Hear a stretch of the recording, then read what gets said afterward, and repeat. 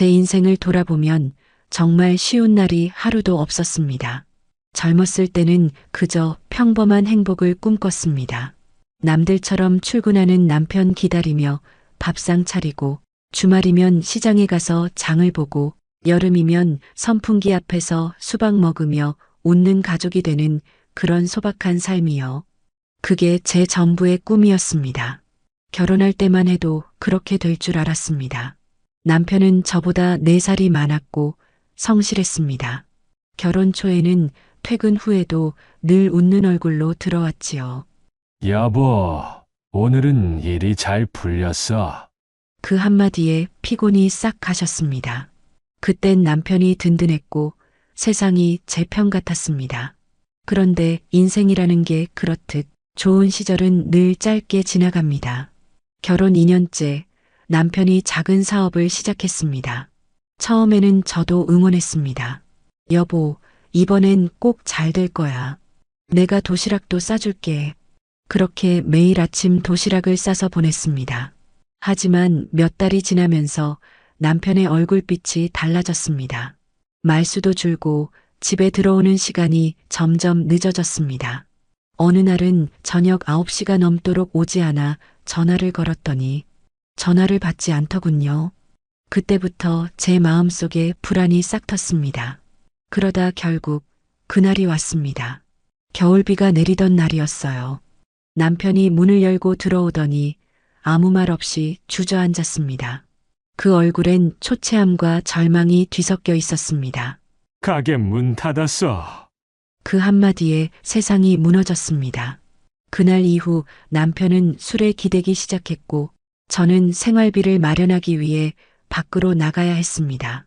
그때 제 품에는 2살짜리 아들이 있었고 뱃속에는 둘째가 자라고 있었습니다.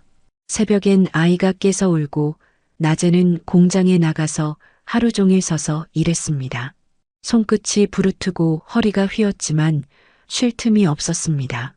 퇴근 후 집에 돌아오면 다시 육아와 살림이 기다리고 있었습니다.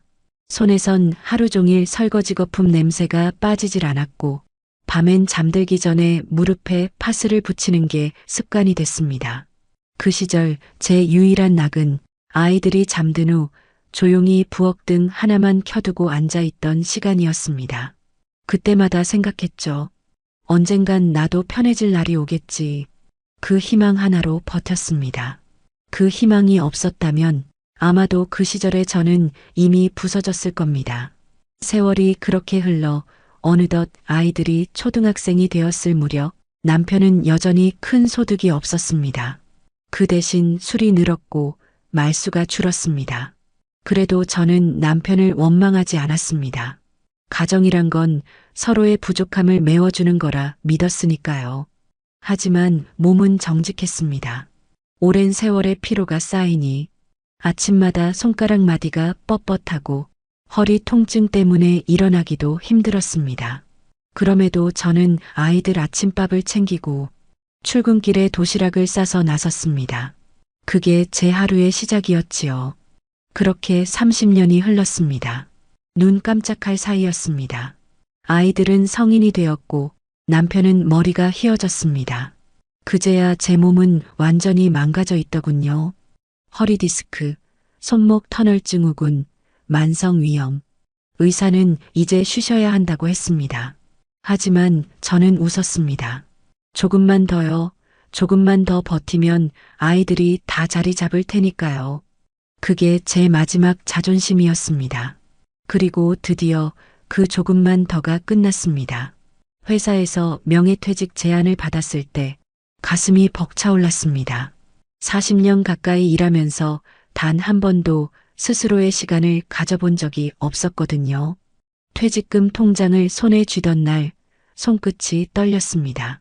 이 돈은 제 인생의 마지막 보상 같았습니다. 젊음을 팔고 시간을 내어주고 건강을 잃으면서 얻은 유일한 결실이었죠. 그래서 저는 다짐했습니다. 이 돈만큼은 절대 손대지 않겠다고. 이건 제 노후, 제 인생의 마지막 희망이라고. 그날 이후 며느리의 태도가 미묘하게 변했습니다. 이전까지는 눈도 마주치지 않던 사람이 갑자기 다정하게 말을 걸고 청소를 하고 저녁이면 과일을 깎아 가져왔습니다. 처음엔 그저 고마웠습니다. 이제야 며느리도 나를 이해하나 보다. 그렇게 생각했습니다. 하지만 며느리의 웃음이 점점 낯설게 느껴졌습니다. 말끝마다 어머님을 붙이면서도 그 눈빛엔 묘한 계산이 깔려 있었지요. 여자의 촉이란 게 무섭습니다. 아무 말하지 않아도 느껴집니다. 무언가를 바라보고 있다는 걸요. 그러던 어느 날 며느리가 조심스레 제 방 문을 두드렸습니다. 어머님, 퇴직하셨다면서요? 축하드려요. 그 말투는 공손했지만 속내는 너무 뻔했습니다. 며느리의 눈빛이 제 통장을 훑는 듯 했습니다. 그날 밤 저는 잠을 이루지 못했습니다. 세월 동안 쌓은 모든 수고가 다른 사람의 욕심으로 흔들릴까봐 두려웠습니다. 며느리가 처음 이 집에 들어왔을 때만 해도 저는 솔직히 큰 기대를 하진 않았습니다. 요즘 세대 며느리들은 예전처럼 손이 빠르지도 살림을 즐기지도 않는다더군요. 그래도 최소한의 정성, 최소한의 책임감은 있겠거니 생각했지요. 하지만 그건 제 착각이었습니다. 며느리는 시집을 오자마자 집안일에 전혀 관심이 없었습니다. 아침에 눈을 떠도 부엌불이 켜져 있지 않았고 식탁 위엔 제가 새벽같이 일어나 차려놓은 밥상만 덩그러니 놓여 있었습니다. 식사 후에도 설거지통은 그대로였고 설거지물이 식어가며 기름막이 굳어가는 광경이 하루의 일상이 되었습니다. 처음엔 젊은 부부니까 직장 다니느라 피곤하겠지 이해하려 했습니다. 저도 한때는 일과 살림을 함께했던 여자였으니까요. 그래서 일부러 말을 아꼈습니다. 하지만 시간이 지나도 달라지는 건 없었습니다. 며느리는 언제나 자기 방에 들어가 문을 닫았습니다. 집안 어딜 봐도 며느리의 손길은 느껴지지 않았습니다. 먼지가 쌓여도 빨래가 밀려도 그녀는 모른 척했습니다. 저는 어느 날부터 그녀를 직접 불러세워 조금씩 가르치기 시작했습니다. 이 반찬은 오래 두면 상하니까 냉장고 맨 위 칸에 넣어야 해. 이불은 날 잡아서 털어야 해. 햇빛 냄새가 제일 좋거든. 그때마다 며느리는 억지로 미소를 지었지만 눈빛 속엔 귀찮음이 숨지 않았습니다. 그 표정 하나하나가 제 마음을 아프게 했습니다. 그럼에도 불구하고 저는 포기하지 않았습니다. 며느리도 언젠가는 변하겠지. 시간이 지나면 가족으로서의 책임감을 느끼겠지. 그렇게 믿었습니다. 하지만 세월이 지나도 그 믿음은 헛된 희망이었습니다. 며느리는 조금도 변하지 않았습니다.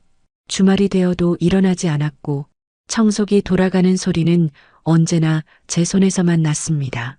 저는 혼잣말처럼 한숨을 쉬곤 했습니다. 나는 며느리 들어오면 조금이라도 편해질 줄 알았는데 그 말은 누구에게도 들리지 않았지만 제 마음엔 돌처럼 내려앉았습니다. 그렇게 무심한 세월이 흘러 제가 퇴직을 하게 되던 해가 찾아왔습니다. 오랜 시간 다니던 직장에서 마지막으로 인사를 하고 돌아오는 길 손에 쥔 퇴직금 명세서를 보고 저는 묘한 안도감을 느꼈습니다. 이제야 나를 위한 시간이 생기겠구나. 이제야 내 인생이 조금은 쉬어가겠구나. 퇴직금은 그 상징이었습니다. 그래서 저는 그 돈을 단단히 묶어두었습니다. 누구에게도 보여주지 않았고 그 통장만큼은 내 손끝에서도 쉽게 벗어나지 않게 했습니다. 그런데 이상했습니다. 퇴직하고 며칠이 지나자 며느리의 태도가 조금씩 달라지기 시작했습니다. 그전에는 거실을 스쳐 지나가기만 하던 사람이 어느 날은 부엌에서 설거지를 하고 있었습니다. 처음엔 눈을 의심했습니다. 설거지통에서 물소리가 들릴 줄은 상상도 못했거든요.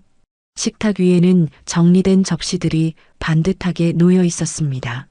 그날 저녁 며느리는 평소보다 한결 부드러운 표정으로 과일을 깎아 저에게 내밀었습니다.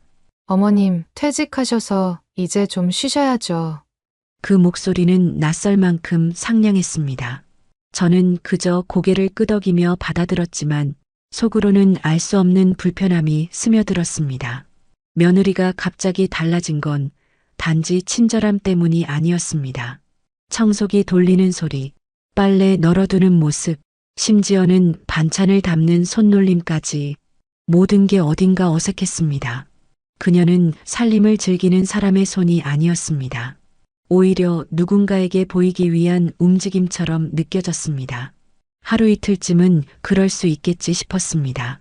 하지만 그 태도는 점점 더 적극적으로 변했습니다. 며칠 전까지만 해도 제가 닦던 거실 창문을 그녀가 먼저 닦고 있었습니다. 빨래 바구니가 비어 있을 정도로 빨래를 자주 돌렸습니다. 제가 부엌으로 가면 이미 그녀가 그 자리에 서 있었습니다. 마치 무언가를 의도한 듯이. 그럴수록 제 마음은 불안해졌습니다. 이게 도대체 무슨 일이지? 무슨 이유가 있는 걸까? 그녀가 갑자기 달라진 이유가 떠오르지 않았습니다. 그때 문득 며칠 전 제 동료가 했던 말이 머릿속을 스쳤습니다. 퇴직금 많이 나왔다며? 이제 편히 사시겠어요? 그 대화를 들은 사람이 며느리였다는 사실이 떠올랐습니다. 그때부터 제 가슴이 철렁 내려앉았습니다.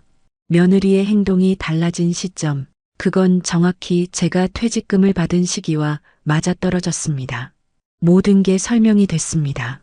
며느리의 웃음, 그녀의 다정한 말투, 그 부자연스러운 손놀림까지 모두 계산된 움직임이었다는 생각이 스쳤습니다.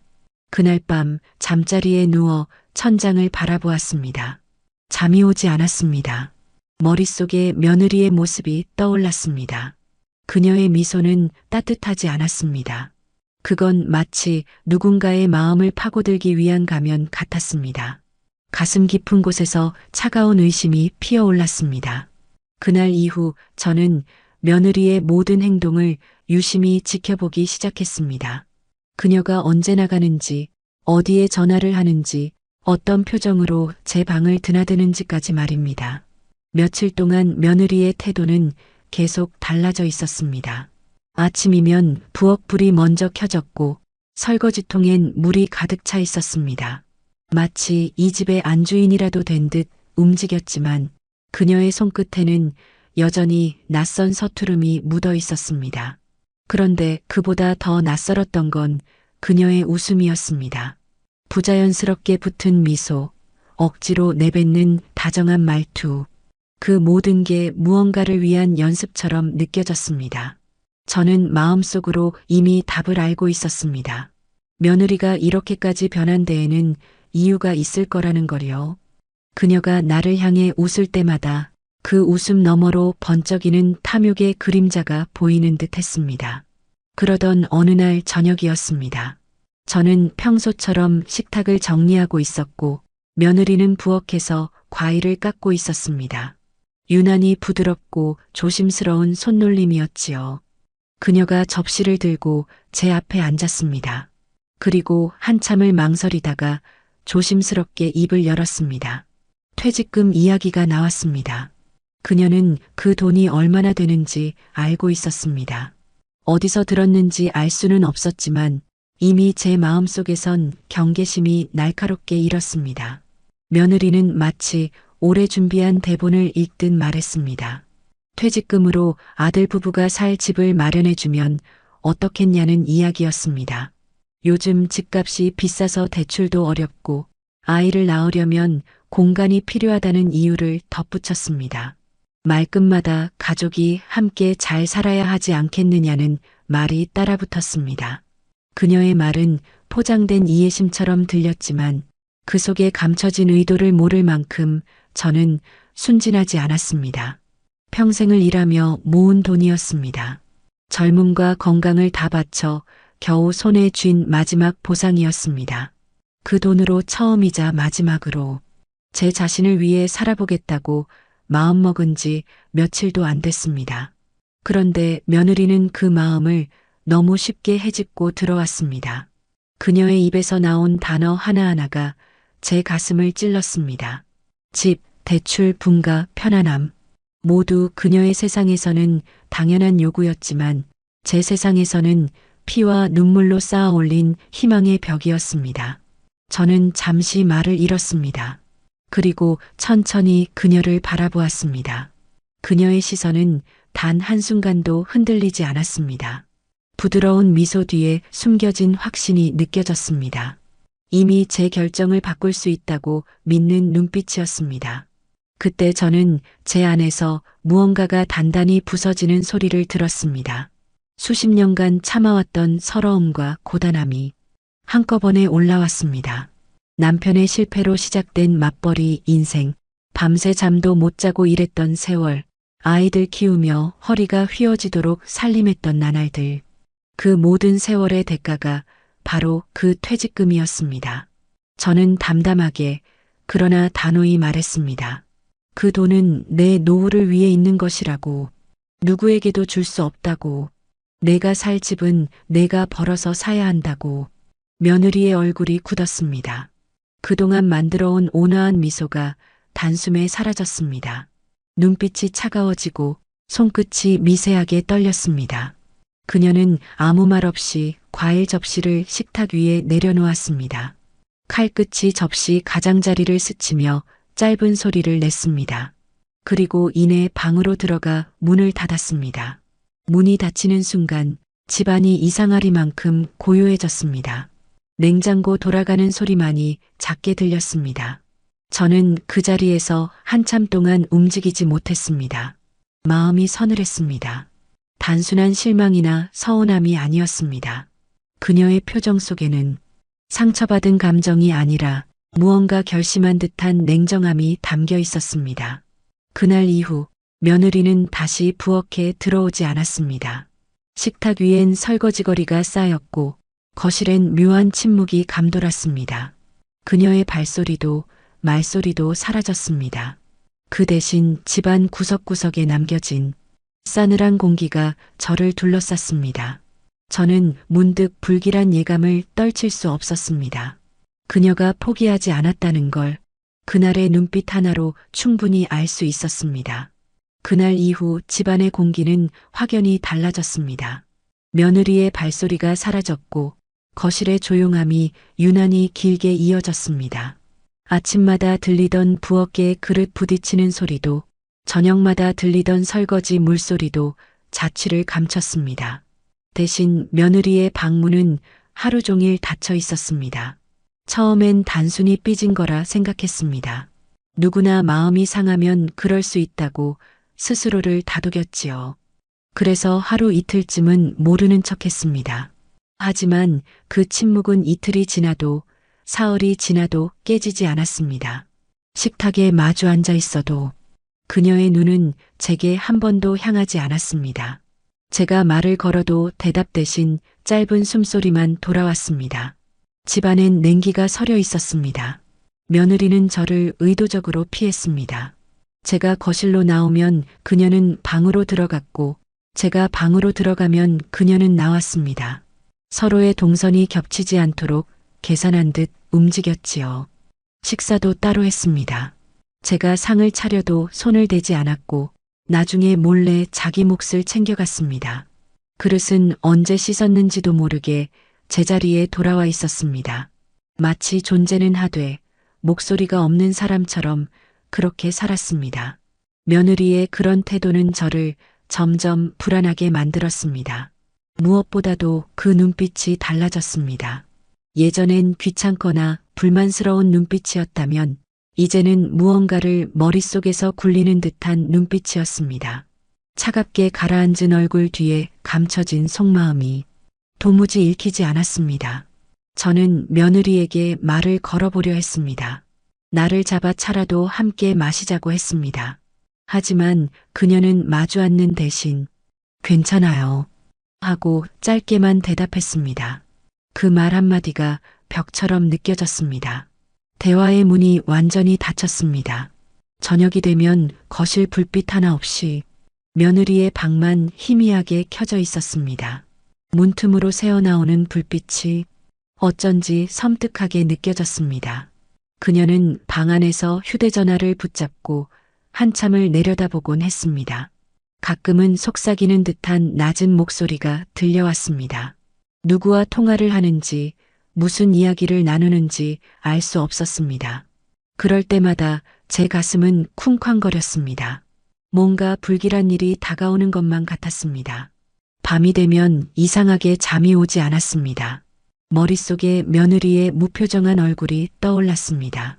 그녀가 주방을 스쳐 지나가던 모습, 식탁 위에 남겨진 찬밥그릇, 서랍을 열 때마다 느껴지는 묘한 불안감. 모든 사소한 장면들이 불안의 조각처럼 엮여 머릿속에서 맴돌았습니다. 어느 날은 새벽녘에 갑자기 잠에서 깼습니다. 거실 쪽에서 희미한 불빛이 새어나오고 있었습니다. 누가 있는 것 같았지만 움직임은 조용했습니다. 심장이 빠르게 뛰었습니다. 혹시 내가 괜한 걱정을 하는 걸까? 아니면 정말로 무언가가 잘못되어 가는 걸까? 그 두 생각 사이에서 한참을 망설였습니다. 며느리의 문 앞을 지나갈 때마다 묘한 기척이 느껴졌습니다.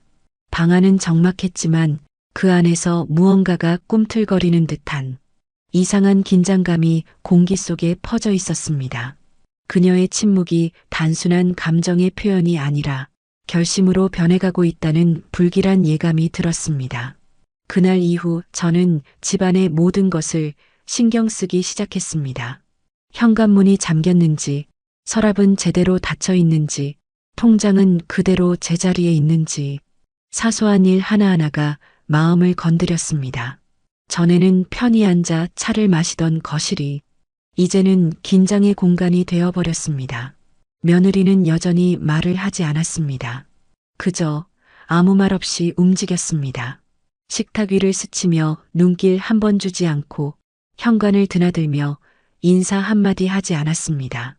그 무표정한 얼굴이 오히려 더 무서웠습니다.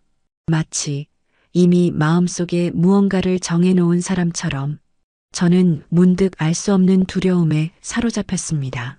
이 집안에서 무언가가 변하고 있다는 걸, 그 변화를 멈출 수 없다는 걸 느꼈습니다.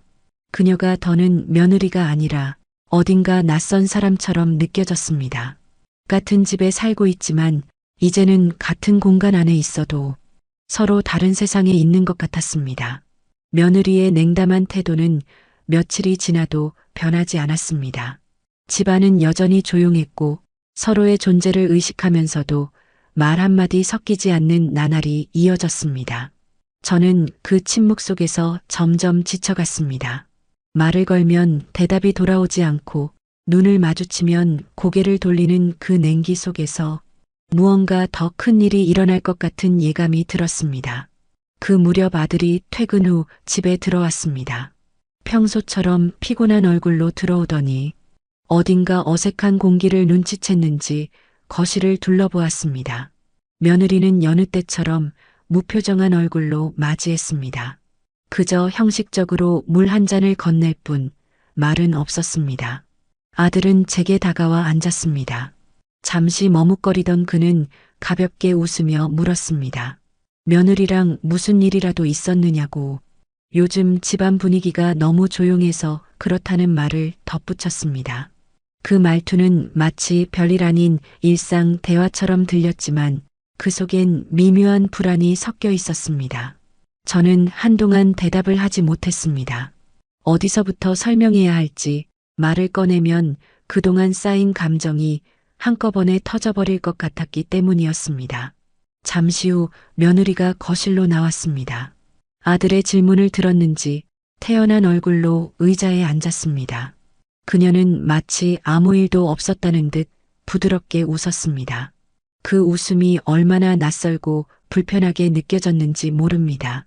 며느리는 담담하게 말했습니다.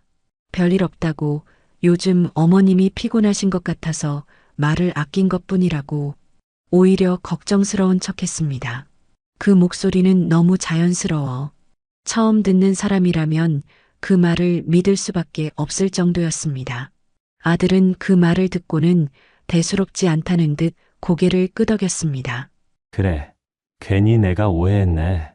그는 그렇게 말하고 웃었습니다. 그 웃음 뒤로 며느리의 시선이 스쳐갔습니다. 그녀는 짧게 저를 바라보았지만 그 눈빛엔 차가운 무언가가 숨어 있었습니다. 입가엔 여전히 미소가 걸려 있었지만 그 안엔 경계와 도전이 섞여 있었습니다. 그 순간 저는 확신했습니다. 그녀는 지금 연기하고 있다는 걸, 아들에게는 아무 일도 없는 듯 행동하며 나를 외롭게 몰아가고 있다는 걸. 아들은 분위기가 풀린 줄 알고 다시 방으로 들어갔습니다. 문이 닫히자 며느리는 조용히 그 자리에 남았습니다. 그리고 무표정한 얼굴로 제게 시선을 한 번 더 던졌습니다. 그 시선은 말보다 더 차가웠습니다. 어떤 말보다도 분명하게 들렸습니다. 아무 일도 없어요. 그러니 그냥 넘어가세요. 그런 의미의 시선이었습니다. 그녀가 방으로 들어간 뒤에도 그 냉기가 거실에 남아 있었습니다. 저는 그 자리에 한동안 앉아 있었습니다. 손끝이 차가워졌고 마음속은 복잡했습니다. 며느리의 태어난 거짓말과 그걸 아무 의심 없이 받아들이는 아들의 얼굴이 번갈아 떠올랐습니다. 아들이 며느리를 믿는 건 당연하지. 하지만 왜 나는 이렇게 외로울까? 그 생각이 떠오르자 가슴 한쪽이 서늘해졌습니다. 오랜 세월 가족이라 믿어온 사람들이 이제는 서로 다른 방향을 보고 있는 것 같았습니다. 그날 밤 아들은 방에서 며느리와 웃으며 이야기를 나누는 듯 했습니다. 낮게 깔린 웃음소리가 들려왔지만 그 소리가 오히려 더 쓸쓸하게 들렸습니다. 그 웃음 속에 진심이 없는 걸 알고 있었기 때문입니다. 저는 방에 불을 끄고 누웠지만 눈을 감을 수가 없었습니다. 며느리의 말없는 미소, 그 미소 뒤에 숨어 있는 냉기가 밤새 제 곁을 떠나지 않았습니다. 다음 날 아침 집안은 평소보다 더 조용했습니다. 며느리는 여전히 방에서 나오지 않았고 아들은 출근 준비를 하며 묵묵히 식탁에 앉아 있었습니다.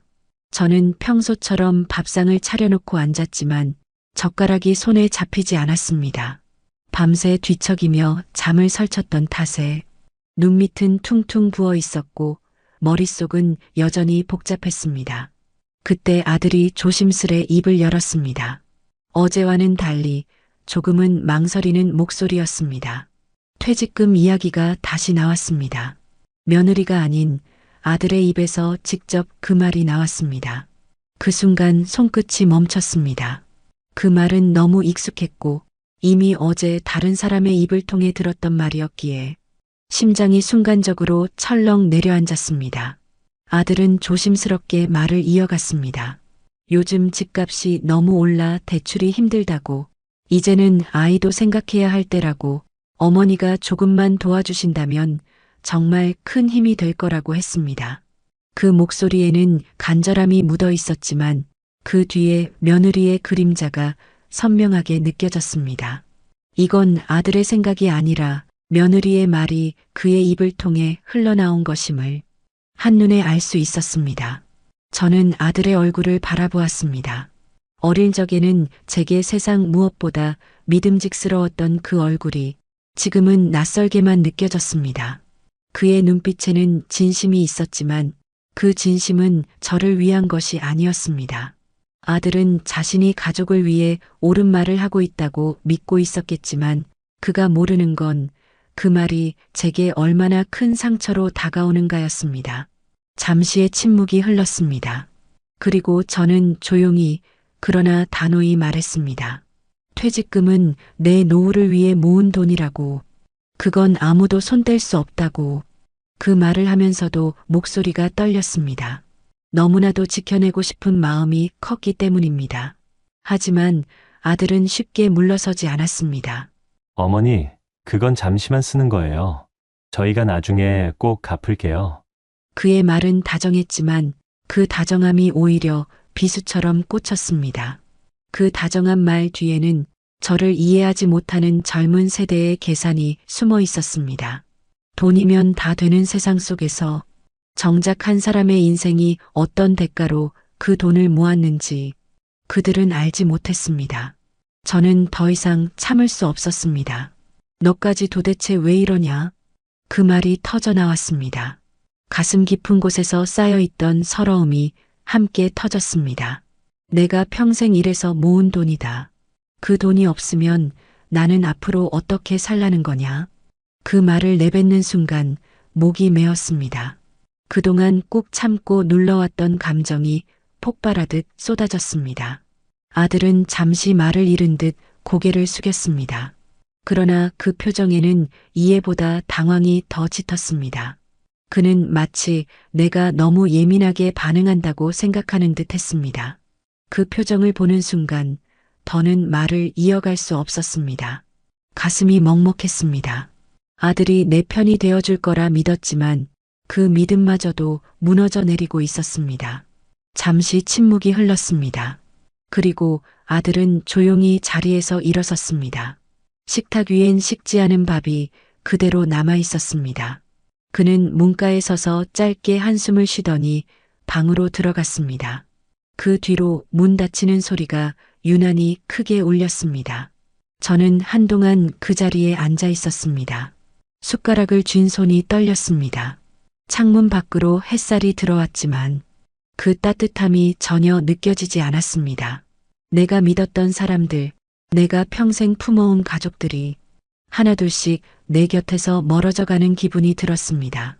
이제는 며느리만이 아니라 아들마저도 그 돈을 생각하고 있다는 현실이 무섭게 다가왔습니다. 돈이란 게 이렇게 사람의 마음을 바꿀 수 있는 건지, 평생 쌓아온 정까지 무너뜨릴 수 있는 건지, 그 생각에 서글픔이 밀려왔습니다. 그날 밤 저는 오래도록 잠을 이루지 못했습니다. 방 안은 고요했지만 머릿속은 수많은 생각으로 뒤엉켜 있었습니다. 며느리의 무표정한 얼굴, 아들의 흔들리는 눈빛, 그리고 내 손에 쥔 퇴직금 통장 한 장. 그 모든 것이 묘하게 이어져 하나의 그림처럼 떠올랐습니다. 이제는 정말 조심해야 한다. 그 생각이 머릿속을 떠나지 않았습니다. 그리고 그 불안은 점점 더 커져만 갔습니다. 아들이 방으로 들어간 지 얼마 지나지 않아 며느리가 조용히 거실로 나왔습니다. 평소와는 달리 발소리조차 또렷했습니다. 그녀의 얼굴은 굳어 있었고 입술은 꼭 다물려 있었습니다. 눈빛에는 억눌린 분노가 번들거렸습니다. 저는 식탁 위에 그대로 앉아 있었습니다.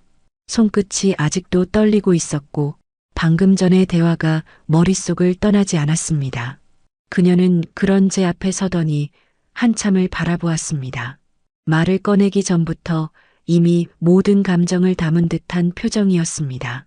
잠시 침묵이 흐른 뒤 그녀는 마침내 입을 열었습니다. 목소리는 낮았지만 그 속에는 단단한 억울함이 섞여 있었습니다. 아들에게까지 그렇게 매정하게 하실 수 있냐는 말이었습니다. 그녀의 말은 단순한 항의가 아니었습니다. 마치 오래 눌러온 감정을 터뜨리는 듯한 울림이 있었습니다. 그녀는 이어서 아들이 얼마나 노력하며 살고 있는지, 얼마나 책임감 있게 가족을 위해 애쓰는지, 그걸 왜 어머니가 알아주지 않느냐고 따졌습니다. 그 말 하나하나가 마치 제 양심을 겨누는 화살 같았습니다. 저는 그저 묵묵히 들었습니다. 반박하고 싶었지만 그녀의 말 사이사이에 섞인 비난의 온도가 너무 차가워서 입이 떨어지지 않았습니다. 그녀는 멈추지 않았습니다. 마치 오랜 시간 마음속에 쌓인 원망을 한꺼번에 쏟아내듯 말했습니다. 그녀는 말했습니다. 이제 아들도 가족을 이루었고 부모가 조금만 마음을 열면 모두가 편해질 수 있다고. 그런데 어머니는 늘 자기 생각만 고집한다고. 그녀의 말 속엔 논리보다 감정이, 이해보다는 상처가 깔려 있었습니다. 저는 그때야 겨우 입을 열었습니다. 그 돈은 내 마지막 인생을 지탱하는 거야. 너희를 위해 쓸 수 있는 돈이 아니야. 말은 짧았지만 그 안에는 지난 세월의 고단함과 절박함이 담겨 있었습니다. 그러나 며느리는 한 걸음도 물러서지 않았습니다. 눈빛은 점점 차가워지고 목소리는 흔들림 없이 또렷했습니다. 그녀는 어머니의 말을 듣고도 고개를 저었습니다. 그렇게까지 매정하게 굴 필요는 없잖아요. 그 한마디에 가슴이 철렁 내려앉았습니다. 그녀의 말투에는 더 이상 며느리의 예의가 없었습니다. 그건 차라리 대립이었습니다. 순간 공기가 싸늘해졌습니다.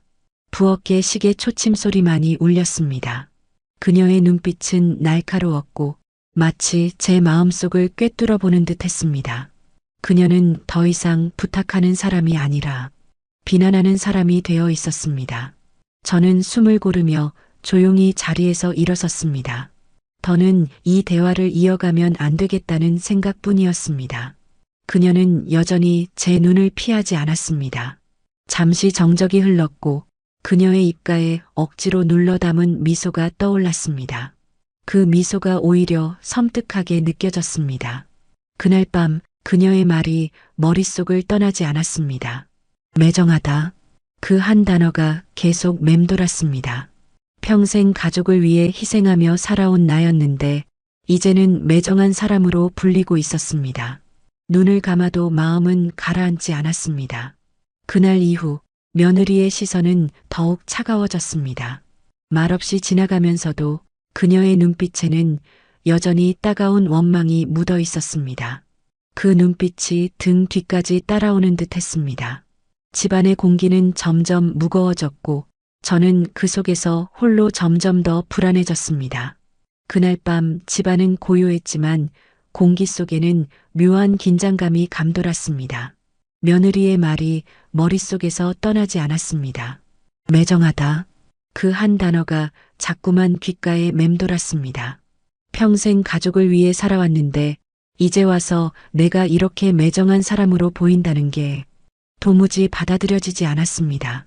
거실 불을 끄고 방으로 들어왔지만 눈을 감을 수가 없었습니다. 누운 지 한참이 지나도 마음이 가라앉지 않았습니다. 가슴 한쪽이 계속 쿵쾅거렸고 이상하게 불안했습니다.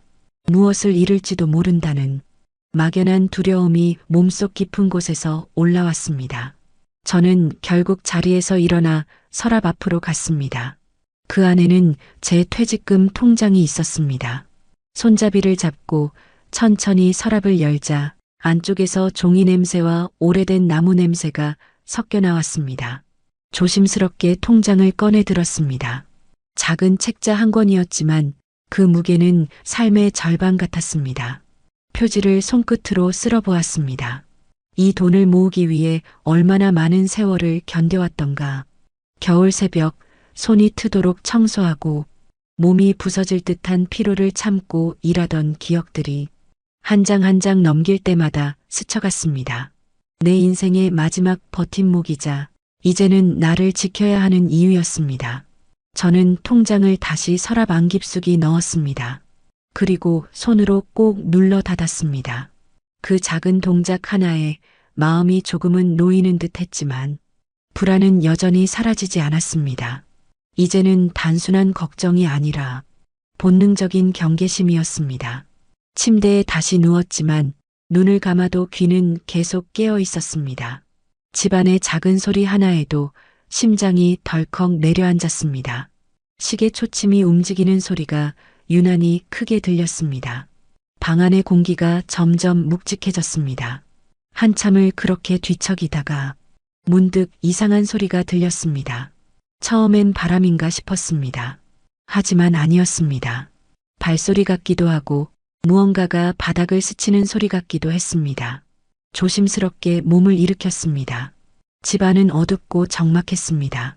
밖에서는 가로등 불빛이 희미하게 스며들고 있었습니다. 그 빛에 비친 그림자가 천천히 움직였습니다. 거실 쪽에서 나는 미세한 움직임이었습니다. 심장이 빠르게 뛰기 시작했습니다. 귀를 기울이자 아주 조용한 숨소리가 들렸습니다. 누군가가 조심스럽게 걷는 듯 했습니다. 문틈으로 스치는 그림자가 어렴풋이 지나갔습니다. 그 순간 온몸의 감각이 곤두섰습니다. 저는 침대 옆에 놓인 스탠드를 켜지 않은 채 그 자리에서 조용히 숨을 죽였습니다. 문 쪽으로 시선을 돌리자 거실 쪽에서 희미한 불빛이 새어나오고 있었습니다. 어디서 켜진 건지도 모를 작은 불빛, 그 안쪽으로 누군가의 그림자가 비쳤습니다. 손끝이 떨렸습니다. 마치 오래전 악몽 속 장면이 현실로 나타난 것처럼 숨이 막혔습니다. 설마 아니겠지. 마음속에서 그렇게 되뇌었지만 그럴수록 불안은 더 짙어졌습니다. 그림자는 천천히 제 방 쪽으로 다가오고 있었습니다. 그 발소리는 고요함 속에서도 분명하게 들렸습니다. 그때 저는 서랍 속 통장을 떠올렸습니다. 그 서류의 위치, 열쇠의 방향, 그리고 며느리의 마지막 눈빛까지 모든 게 머릿속에서 하나로 이어졌습니다. 불빛이 점점 가까워졌습니다. 그 작은 빛이 방 앞에서 멈췄습니다. 손잡이가 아주 천천히 소리 없이 움직였습니다.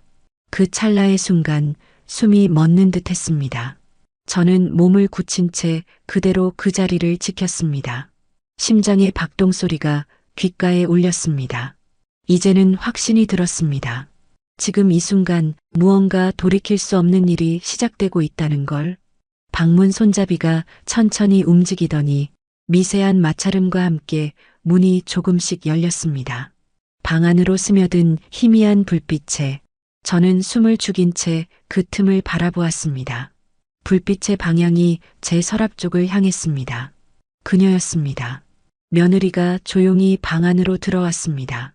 그 발걸음은 조심스러웠지만 이미 익숙한 길을 걷는 사람처럼 망설임이 없었습니다. 한 손에는 휴대전화의 플래시가 켜져 있었고 그 빛이 서랍 손잡이를 비추고 있었습니다.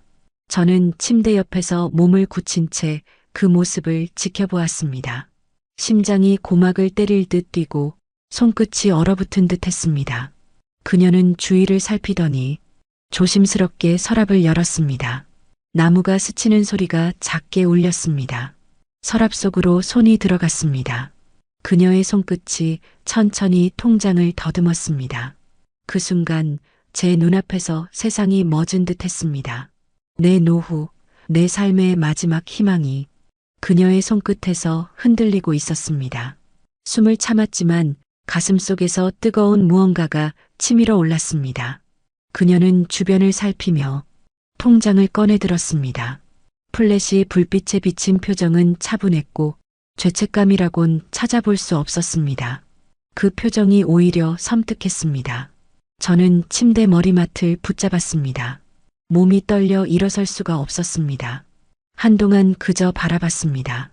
그녀가 서랍을 닫고 조용히 돌아서려는 순간 제 안에서 무언가가 터져 나왔습니다. 뭐 하는 짓이야? 목소리가 방 안을 가르며 울려 퍼졌습니다.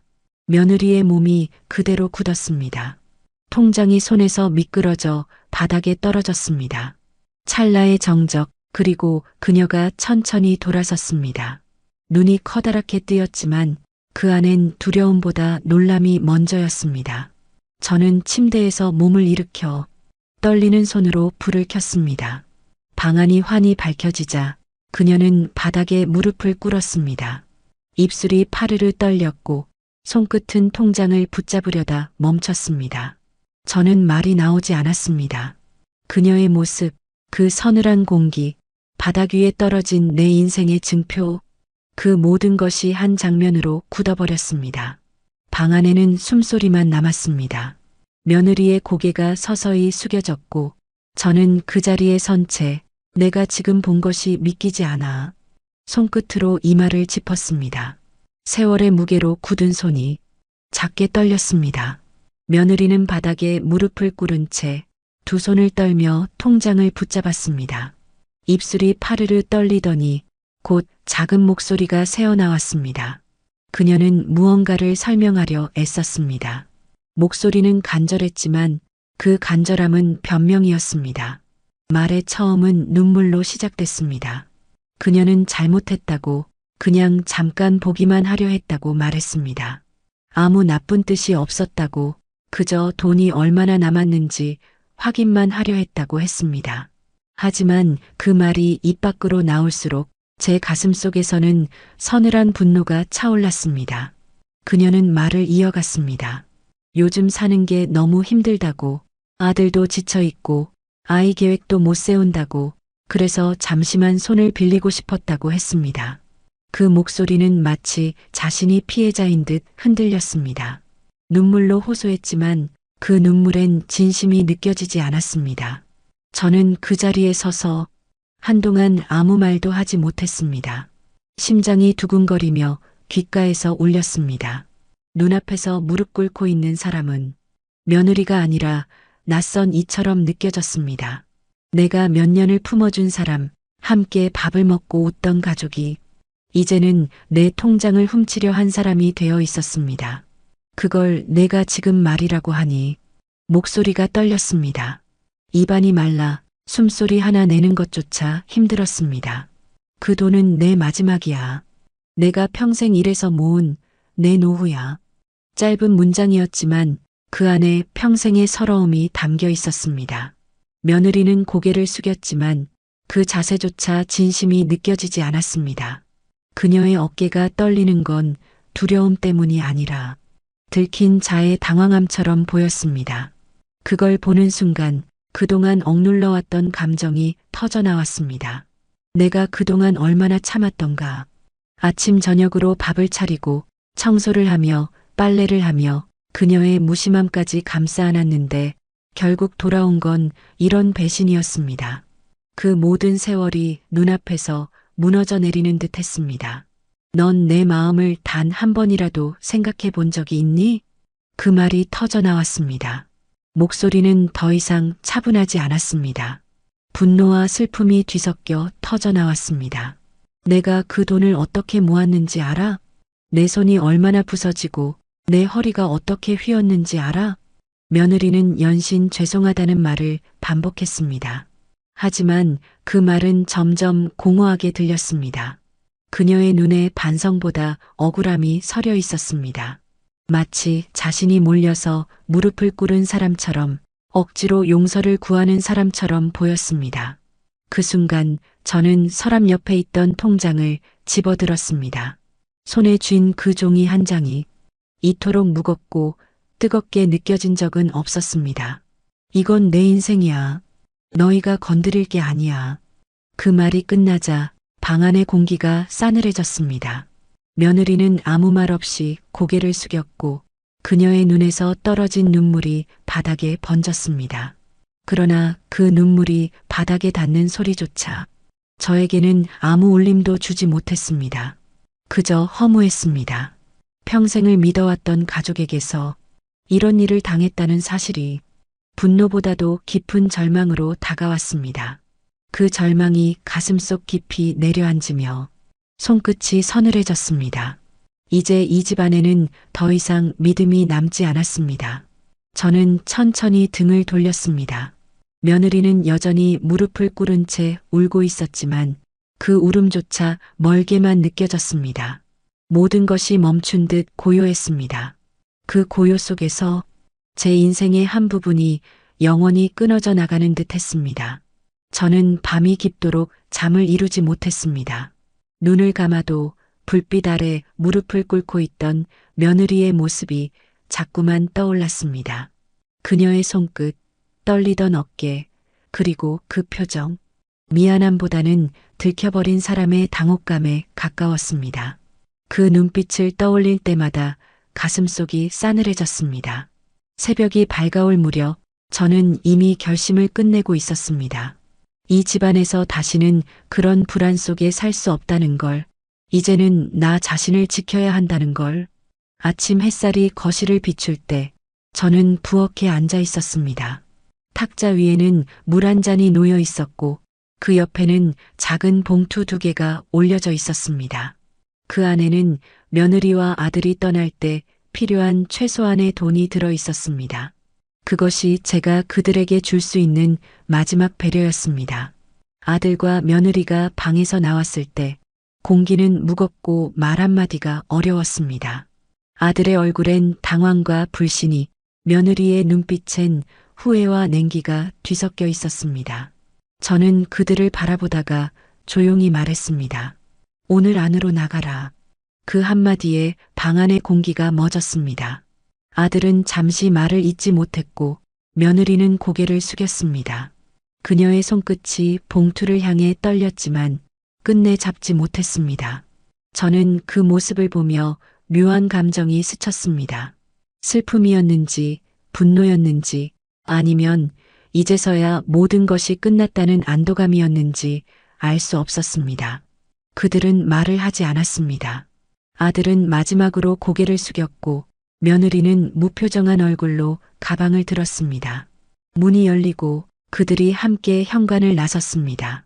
닫히는 문소리가 집안 가득 울렸습니다. 짧았지만 오래 남는 소리였습니다. 한동안 그대로 서 있었습니다. 손끝이 떨렸고 심장이 불규칙하게 뛰었습니다. 그런데 이상하게도 눈물이 나지 않았습니다.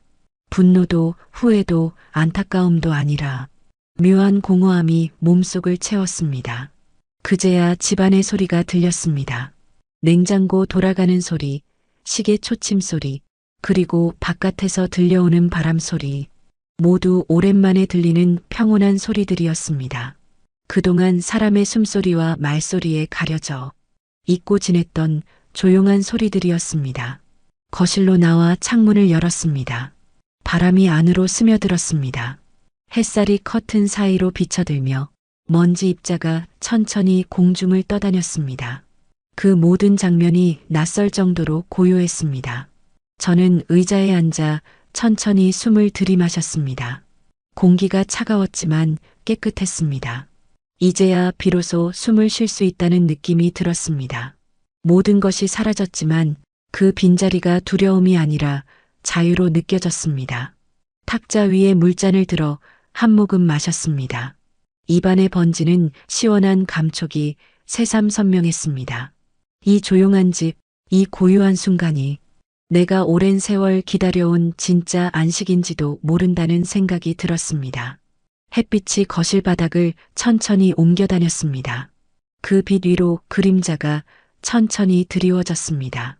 이제는 혼자였지만 처음으로 마음이 가라앉았습니다. 정막 속에서 느껴지는 해방감이 천천히 그러나 분명하게 내 안으로 스며들었습니다. 그렇게 며칠이 흘렀습니다. 집은 여전히 조용했습니다. 이제는 그 조용함이 낯설지 않았습니다.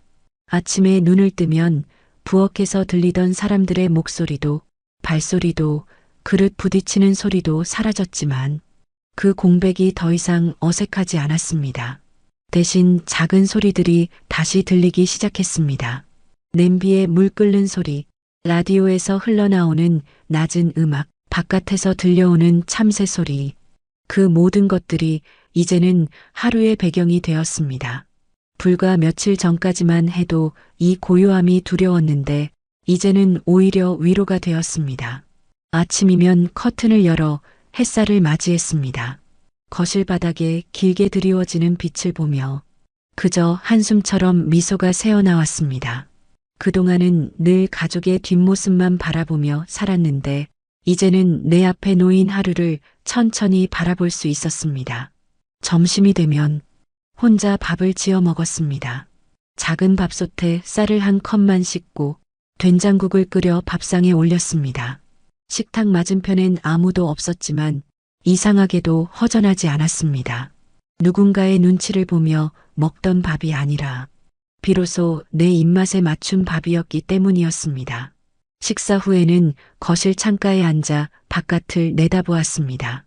길 건너편 은행나무가 노랗게 물들기 시작했습니다. 시간이 지나도 세상은 여전히 흘러가고 있었습니다. 그걸 보면서 문득 생각했습니다. 사람은 이렇게 조금씩 잃고 조금씩 비워내며 살아가는 존재구나 하고 밤이 되면 약간의 적막이 찾아왔습니다.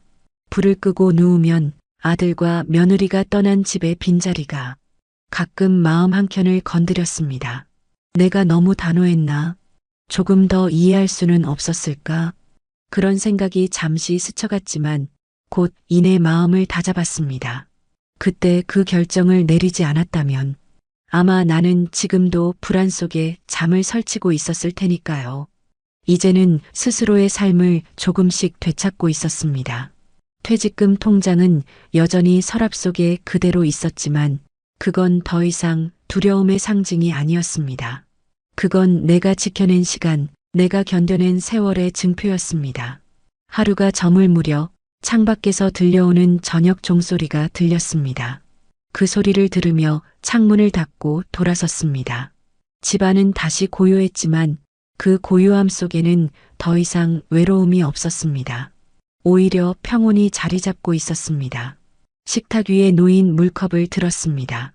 그 속에 비친 내 얼굴은 조금 지쳐 보였지만 그 눈빛은 분명했습니다. 잃은 것만큼 얻은 것도 있었다는 걸 그제야 알 수 있었습니다. 며느리와 아들이 떠난 지 한 달쯤 지나서였습니다. 조용한 오후 이웃 아주머니를 통해 뜻밖의 이야기를 들었습니다. 아들 부부가 며느리의 친정으로 들어가 살고 있다는 소식이었습니다. 그 말을 듣는 순간 손끝이 잠시 굳었습니다. 뜨거운 물잔을 쥐고 있었는데 그 온기가 갑자기 차가워지는 느낌이 들었습니다. 머릿속이 복잡해졌습니다. 그곳에서 잘 지내고 있을까? 며느리의 부모가 내 아들을 어떻게 대하고 있을까? 그 생각이 꼬리에 꼬리를 물었습니다. 그동안 며느리의 부모와는 몇 번의 인사 외엔 왕래가 없었지만 그들이 아들을 따뜻하게 받아줄 사람이 아니라는 건 묘하게 직감으로 알고 있었습니다. 저녁이 되어 부엌 불을 끄고 식탁에 앉았습니다. 집안은 여전히 고요했고 그 고요함이 오히려 아들의 부재를 더 뚜렷하게 느끼게 했습니다. 창밖으로 바람이 불어와 커튼이 살짝 흔들렸습니다. 그 순간 아들이 어릴 적 제 품에 안겨 잠들던 모습이 떠올랐습니다. 작은 손, 따뜻한 체온, 그리고 내가 세상의 전부라 믿던 그 아이의 눈빛. 이제 그 아이가 누군가의 남편이 되어 남의 집에 기대어 살고 있다는 사실이 가슴 한가운데를 조용히 찔렀습니다. 미안함이 밀려왔습니다. 내가 너무 매정했나? 조금만 더 품을 내어줬다면 저 아이가 지금 그렇게 낯선 곳에서 지내지 않아도 됐을까? 하지만 이내 생각을 다잡았습니다. 그건 그 아이가 겪어야 할 몫이라는 걸 알고 있었습니다. 인생은 누구에게나 버텨야 하는 시기가 있고 지금은 아들이 그 시기를 지나고 있을 뿐이라고. 나는 그 아이가 결국 이겨낼 거라고 믿었습니다. 이제는 내가 배우는 시간이야. 그 말이 마음속에서 흘러나왔습니다. 입 밖으로 내지는 않았지만 그 말이 내 안에서 오래 머물렀습니다. 모든 부모는 자식의 길을 대신 걸어줄 수 없습니다. 내가 겪은 세월의 무게를 그 아이도 조금은 느껴야 비로소 삶을 이해하게 될 테니까요. 밤이 되자 라디오에서 잔잔한 음악이 흘러나왔습니다. 창가에 앉아 그 음악을 들으며 저는 조용히 아들을 떠올렸습니다. 멀리서라도 잘 버티고 있기를, 비바람이 와도 흔들리지 않기를, 그런 마음으로 작은 기도를 올렸습니다.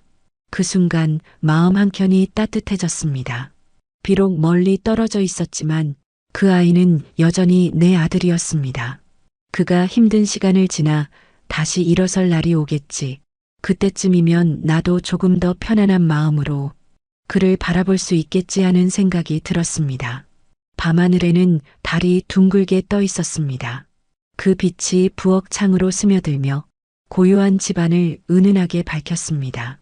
그 빛 아래서 저는 천천히 미소를 지었습니다. 이제는 걱정보다는 믿음이, 미련보다는 응원이 제 마음을 채우고 있었습니다. 그러던 어느 날 늦은 오후였습니다. 창밖으로 노을빛이 서서히 번지고 거실 한켠엔 따뜻한 빛이 조용히 머물고 있었습니다. 그때 전화벨이 울렸습니다. 고요하던 공간에 울려 퍼지는 그 소리가 유난히 길게 깊게 들렸습니다. 수화기를 들자 한동안 듣지 못했던 익숙한 목소리가 흘러나왔습니다. 아들이었습니다. 멀리서 걸려온 듯 약간의 잡음이 섞인 목소리였지만 그 속엔 분명히 제게 닿고 싶은 마음이 느껴졌습니다. 어머니, 잘 지내시죠? 조심스러운 인사였습니다. 그 한마디에 그동안 서로 닿지 못했던 시간들이 순간 하나로 엮여오는 듯 했습니다. 저는 잠시 숨을 고르고 차분히 대답했습니다. 그래, 잘 지내고 있다. 너는 요즘 어떻게 지내니? 수화기 너머에서 짧은 숨소리가 들렸습니다. 그 뒤로 이어진 아들의 목소리는 한층 낮고 조심스러웠습니다. 그냥 조금 힘들긴 한데 잘 견디고 있어요. 그 말 한 줄이 가슴속 깊이 스며들었습니다. 그 아이가 얼마나 애쓰고 있는지 굳이 말하지 않아도 알 수 있었습니다. 저는 잠시 말을 잇지 못했습니다. 그저 조용히 그의 숨소리를 들었습니다. 그리고 아주 천천히 말을 꺼냈습니다. 힘들겠구나. 하지만 괜찮다. 이 시기를 견디면 너도 분명 더 단단해질 거다. 아들은 대답하지 않았습니다. 하지만 수화기 너머에서 들려오는 고요 속엔 작은 숨소리 하나가 묻혀 있었습니다. 그건 울음을 참는 사람의 숨결 같았습니다. 저는 더 이상 묻지 않았습니다. 그 대신 이렇게 말했습니다. 건강은 잘 챙기고 있지? 무슨 일이 있어도 밥은 꼭 챙겨 먹어라. 몸이 먼저야. 그제야 아들이 짧게 대답했습니다. 네, 어머니. 어머니도요. 그 말 한마디가 마음 깊은 곳을 따뜻하게 덮었습니다. 그는 오래 말하지 않았습니다. 서로 무슨 말을 더해도 결국 마음속에 담긴 그리움만 커질 것 같았습니다. 그래서 저는 마지막으로 이렇게 말했습니다. 다 괜찮다. 너는 내 자리에서 잘 버티면 된다.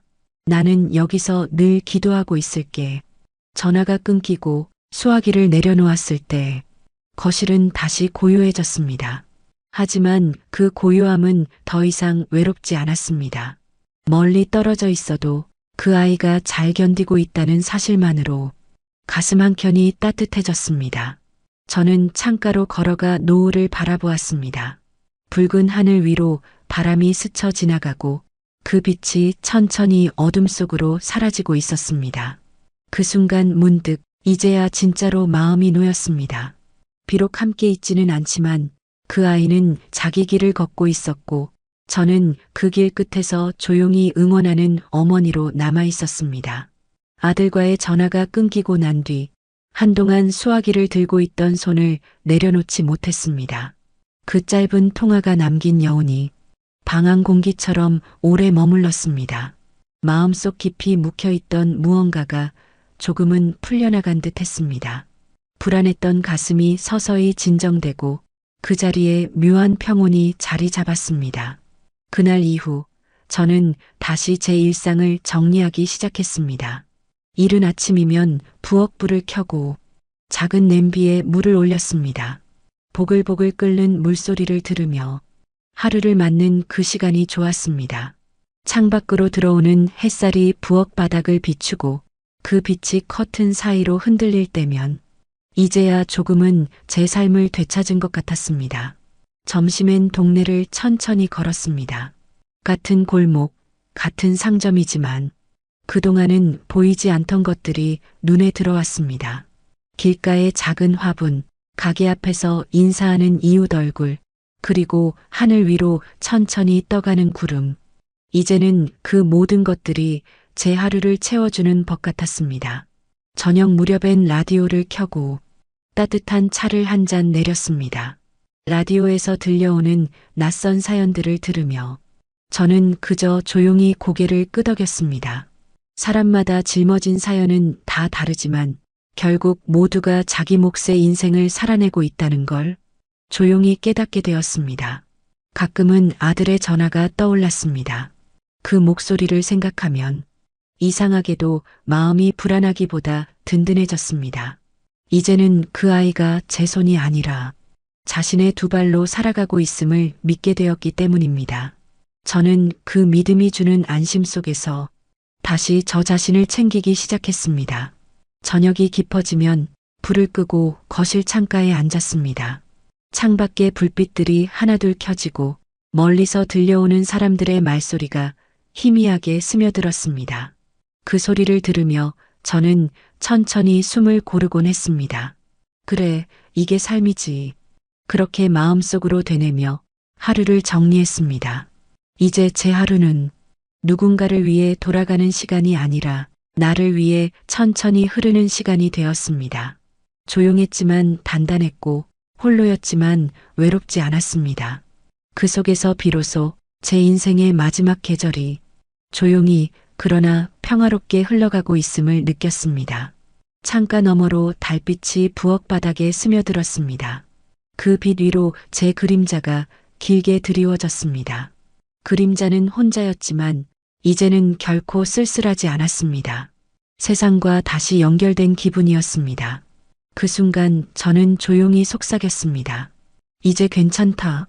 정말 괜찮다. 그 말과 함께 오랜 세월 동안 무겁게 쌓여있던 마음의 돌이 조용히 제 안에서 내려앉는 것 같았습니다.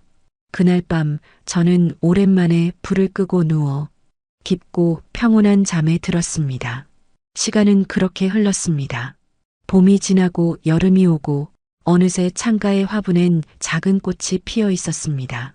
매일 조금씩 달라지는 그 색을 바라보며 저는 나도 모르게 미소를 지었습니다.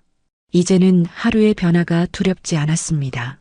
어떤 날은 비가 오고 어떤 날은 햇살이 내리쬐어도 그저 자연스러운 일로 받아들일 수 있었습니다. 이웃들과 인사를 나누고 시장에 가서 작은 반찬거리를 사오며 사람들과 눈을 마주치는 시간이 늘어갔습니다. 예전엔 그저 지나치던 얼굴들이었는데 이제는 서로의 안부를 물어주는 따뜻한 인연이 되어 있었습니다.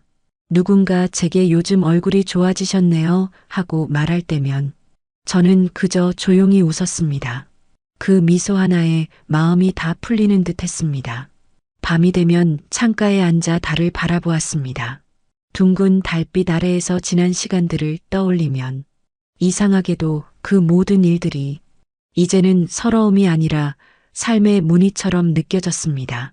누군가를 미워하던 마음도 누군가를 원망하던 기억도 이제는 다 흩어져 그저 한 사람의 인생으로 남았습니다. 아들과 며느리도 언젠가는 다시 일어나겠지요. 그들이 어떤 길을 걷든 이제는 걱정보다 응원의 마음으로 바라볼 수 있었습니다. 저마다의 시간이 있고 그 시간 속에서 배워야 할 몫이 있다는 걸 이제는 알게 되었기 때문입니다. 퇴직금 통장은 여전히 서랍 안에 그대로 있습니다. 하지만 그것은 이제 단순한 돈이 아니라 제가 살아온 시간의 증거이자 앞으로의 나날을 지탱해주는 마음의 기둥이 되었습니다. 더 이상 지키기 위해 두려워하지 않아도 되고 누군가에게 빼앗길까 불안해하지 않아도 되었습니다. 이제 저는 매일 아침 햇살에 눈을 뜨고 따뜻한 차를 마시며 창밖의 나무를 바라봅니다. 그 속에서 계절의 변화를 느끼고 살아있음의 고마움을 다시 배웁니다.